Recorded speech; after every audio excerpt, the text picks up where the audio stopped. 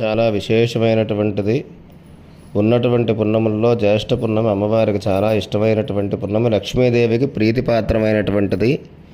అంచేత ఈ జ్యేష్ఠ పున్నమి నాడు గంగానది స్నానం చేయడం లేదా సముద్ర స్నానం చేయడం విశేషం.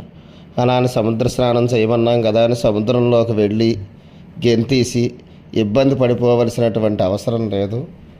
అంచేత లేదా గంగా స్నానం మనకి అవ్వదు కాబట్టి ఏదైనా నదీ స్నానం చేయడం, అదేవిధంగా లేదు ఇంక ఇవన్నీ అవ్వలేదు ఇంట్లోనే నీళ్లు పట్టుకుని శుభ్రంగా 2 అక్షతలు వేసుకుని గంగేచ యమునే చైవ గోదావరి సరస్వతి నర్మదా సింధు కావేరి జలేష్మిన్ సన్నిధింకురు అనేటటువంటి మంత్రాన్ని చెప్పుకుని ఆ నీటినే పవిత్రమైనటువంటి గంగానది నీటిగా అనుకుని చక్కగా స్నానం చేయవచ్చు. పితృతర్పణాలు ఇవ్వడానికి, పితృదోషములు పోవడానికి ఈ పుణ్యం చాలా విశేషమైనటువంటిది. అదేవిధంగా కూడా స్త్రీలు వటసావిత్రి వ్రతం అనేటటువంటి వ్రతాన్ని చేయడం వల్ల స్త్రీలు భర్తలు దీర్ఘాయుష్మంతులై కలకాలం చల్లగా ఉంటారు. అటువంటి ఈ వటసావిత్రి వ్రతాన్ని కూడా ఈ సమయంలో చేయవచ్చును. అదేవిధంగా కూడా పితృ తర్పణములు చేయుటకు, ముఖ్యంగా సాధనాపరులకు సాధన చేయుటకు చాలా విశేషమైనటువంటి పున్నమి ఈ పున్నమి. అంచేత ఈ పున్నమి నాడు అమ్మవారి యొక్క దర్శనం చేసుకుని అలాగే నవావరణార్చన చేయడం కూడా చాలా విశేషమైనటువంటి ఫలితాన్ని కలగజేస్తుంది.